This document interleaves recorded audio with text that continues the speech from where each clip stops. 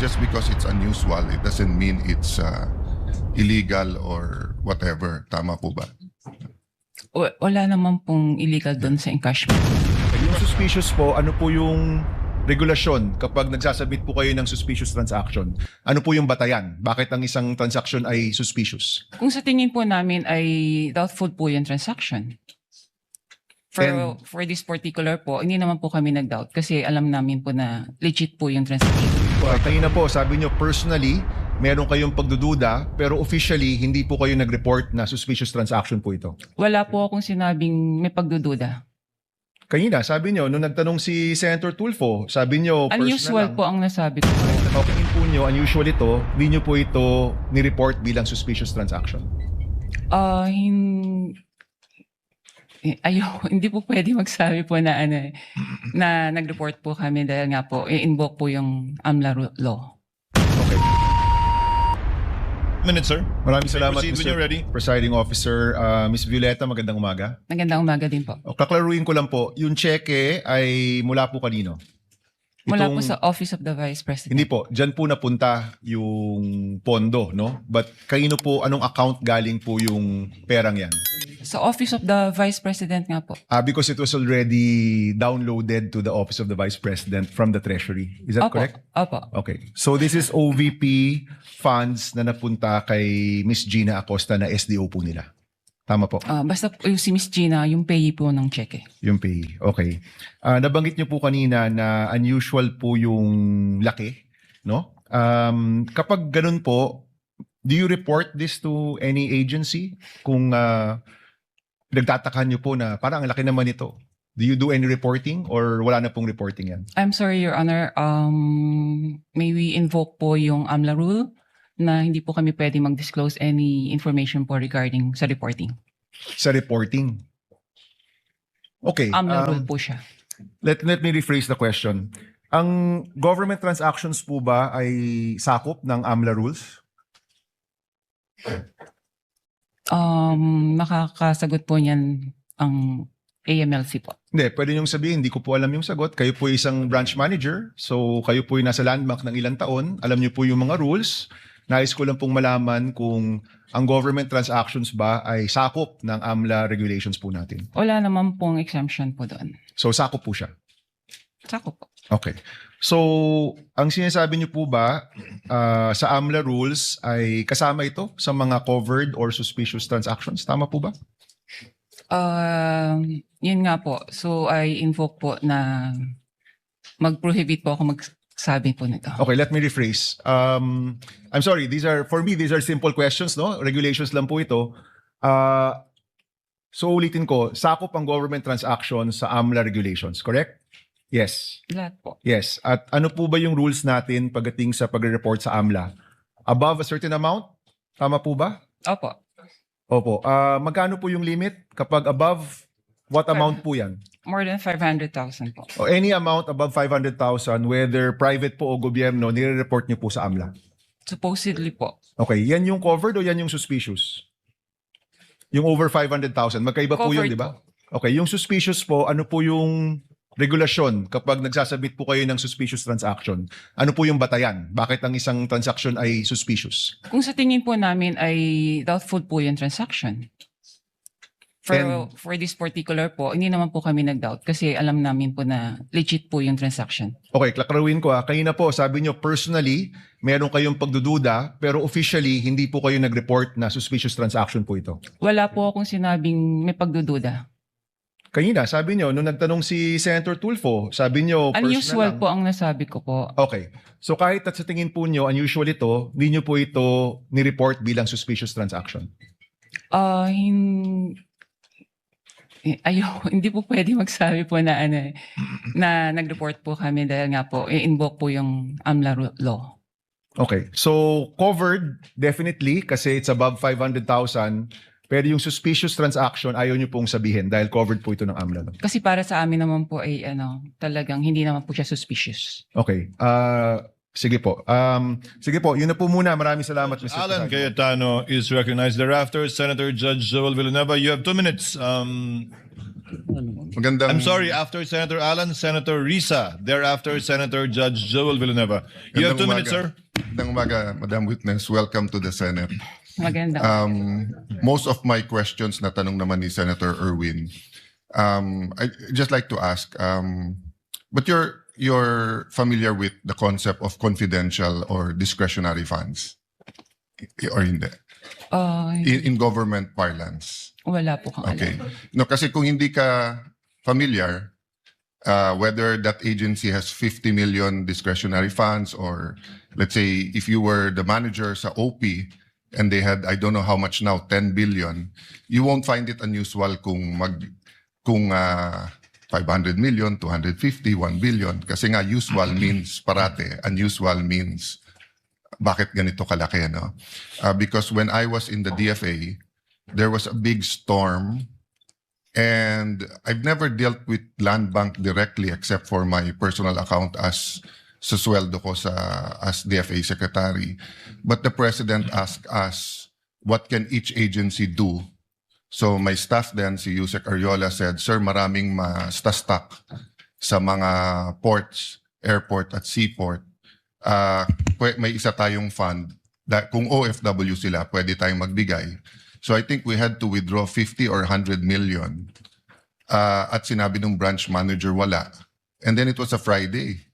So I had to call the president of Land Bank and say, sir, basta stranded, hindi. And then they sent over 50 or 100 million. So my point is, just because it's unusual, it doesn't mean it's illegal or whatever. Tama po ba? Wala naman pong illegal doon sa encashment po. Because nga, may difference when it's a private account. So it's a private account and they don't usually, let's say, someone has a private account, commercial or private, I mean in business or personal niya, they always withdraw 50,000, 100,000. This is theoretical, so hindi to covered ng bank secrecy law. Suddenly, we withdraw ng 3 million, minsan nagtatanong, di ba? Dahil know your customer, di ba? Ganon din sa deposit. I'll just finish this line. Ganon din sa deposit, di ba? So, kung sweldo ko 30,000, every time nagde-deposit ako 30,000, biglang magde-deposit ako 2 million, tatanungin ako, sir, saan galing to? Right? Correct. Pero pag government, as long as you're dealing with the people you identified with, so whether that's DPWH, whether that's DOTR, basta't everything's in order, magtataka ka lang pag sobrang laki ng amount, but then you'll release it. No? Kindly Thank you. wind up. Yeah, Senator that's Judge all. Allen. Thank you. I was just clarifying that point. Thank you, Senator Judge Allen. Senator Judge Risa Ontiveros is recognized. You may proceed, ma'am. When you're ready, you have 2 minutes.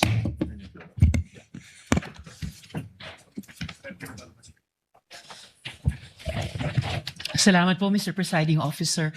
Madam Witness, yung 32 years nyo po na sinabi sa banking industry, yun po ba lahat ay sa Land Bank lamang? Opo. Okay. And then, sabi nyo po, unusual. Unusual yung withdrawals na ito. Sa 32 years nyo po sa banking industry, sa Land Bank, nakakita na po ba kayo ng ganyang kalaking amount na withdrawal ever before? First time po. First time. Okay. Sabi nyo nga kanina, unusual yung amount. First time, may ganyang amount na 125 million pesos. Bakit nyo sinabing unusual? Ano yung floor nyo para sabihing unusual yung isang amount? Usually po kasi kaya naging unusual para sa akin kasi cash po siyang kinukuha. Mhm. Sa other, ano naman po is, kumbaga nag-issue po sila ng mga cheque sa, yung disbursement po nila. By checks po, hindi po cash. Okay. So hindi lang yung laki nung halaga na 125 million ang unusual din na yung ganyang unusual amount ay sa cash kinuha at hindi sa mga cheque. Opo. Okay. And yung 125 million, yun ba yung minimum na pag kinuha in cash, sasabihin nyo unusual? Or meron bang lowest amount na kapag kinuha in cash, sasabihin nyo na rin unusual? Pwede naman po naming sabihin na unusual. Let's say kung over, let's say 500,000 na po siya. Over 500,000. Kasi yung, Kung over 500,000 kinuha in cash, sasabihin nyo unusual. for that particular, let's say po yung kliyente, yung Yes. mga ganun po. Opo. For the particular client. Ito, hindi lang 500,000, 125 million. So, 250 times mas unusual sa minimum amount na sasabihin yung unusual kung kinuha in cash. Depende po rin sa yung kliyente po. Depende sa kliyente. But kung sino mang kliyente aside, nasabi niyong unusual dahil 125 million na para po sa akin is 250 times yung 500,000 at hindi po in check, kundi in cash po kinuha. Pwede nga po, depende po sa depositor po niya. Kung regular lang sa kanya yung mga ganang withdrawals or what, it's usual. Okay. Pero kung parang for the first time ma-encounter namin that much, unusual po sa And amin. this was your first time. Opo. And in your 32 years, higit 3 dekada, kung masasabi nating pambihirang amount ito in cash, Opo. masasabi nating once in a lifetime yung ganitong amount in cash. Pwede po. Pwede. Alright. Salamat, Mr. Presiding Officer. Thank you. Tutuloy ko po sa second round. Thank you, Senator Judge Risa. Senator Judge Villanueva, thereafter, our distinguished Senate President. You may proceed, sir, when you're ready. You have 2 minutes. Thank you, Mr. Presiding Officer, Senate President. Madam Witness, binanggit niyo po yung unusual, no? And gusto kong susugan yung katanungan. Yung usual, below 500,000 pag individual. Pero kung ito'y government agency, paano niyo masasabi na ito'y unusual? Any depositor naman po, kung hindi naman po ganong frequent silang nag-withdraw ng ganong kalaking cash. Kaya po, naano ko siyang unusual. Kung ganito po, na 4 na beses na nag-withdraw na 125 million, would you say usual na siya? Unusual nga po. No, Kasi- kung 4 na sunod-sunod na yung binanggit po ninyo, 125 million, sunod-sunod, nagiging usual na po ba siya? O unusual pa rin? Pwede naman po. Na What is usual. it? Kung sunod-sunod naman po, magiging ano na po siya. Talagang usual transaction na po yun. So, kung ganun nga po, na 4 na sunod-sunod, usual transaction na siya. Opo. Madam Witness, as I understand, no, yung process, the BM would provide the funding, notice of cash allocation, and then the agency authorizes the disbursement. At kayo ho, for example, sa inyong bangko, sa land bank, bine-verify nyo lang at you pay the corresponding instruments. Is that correct? Opo. Bine-verify po yung pag-issue ng cheque po. Yung mga signatories, payees, like that po. So bago po inilabas ang salapi o yung pera, ano-ano pong dokumento yung aktual na natatanggap po ninyo at inyong masusing sinusuri? Kasi sabi nyo nga ho, I'm sure from the first withdrawal, as you made mention, it's unusual. So ano yung mga talagang sinusuri po ninyo na dokumento bago nyo i-release ito? Supported naman po ito ng advice. So once po nakapasok na po sa system at funded naman po siya, okay na po sa amin yun. So yun lang po yung inyong chinecheck. Opo. And that's it, you release it right away. Yes, sir. And binanggit niyo ho kanina, hindi ito suspicious Para sa ano ko po, hindi po siya suspicious. at lahat po ay legitimate. Yes, sir. One last question that I'd like to ask. With this amount of money that will be withdrawn by the payee, ano ho yung mga advance arrangements? Kasi hindi, sabi nyo nga ho, hindi usual, yung biglaan, no? 125 million. Ano yung mga advance arrangements na inihingi po ninyo o tinatawag po sa inyo bago mailabas po itong salapi na ito? How far in advance was Land Bank informed that these amounts of physical cash would be required for each transaction? Mga a day or two po, ni-inform po kami from the cash division po ng OVP na meron po silang ganong cash requirement. So sa amin naman po, pinoprocess naman po namin yung requirements nila bago po namin sila advise na available na po yung cash. So in sa 24 bank. hours, kaya na po. Pwede naman po. Salamat po. Maraming salamat. Thank you rin. At yan na nga ang buong detalye ng ating balita. Napakasalimuot at napakahalaga ng usaping ito. Kaya naman napakalaki rin ang epekto nito sa ating lipunan.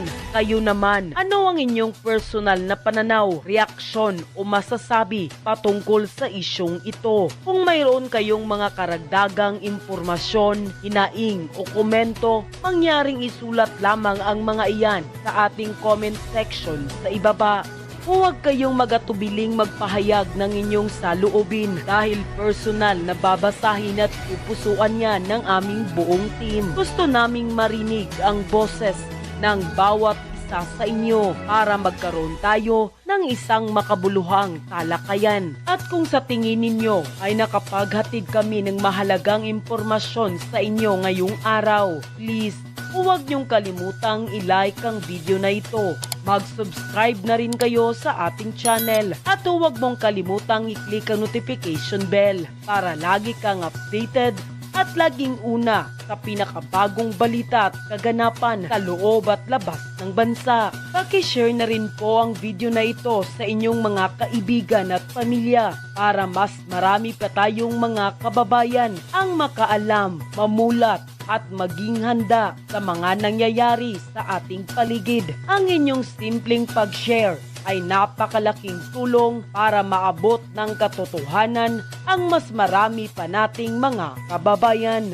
Muli, maraming salamat sa inyong walang sawang pagtitiwala at pagsuporta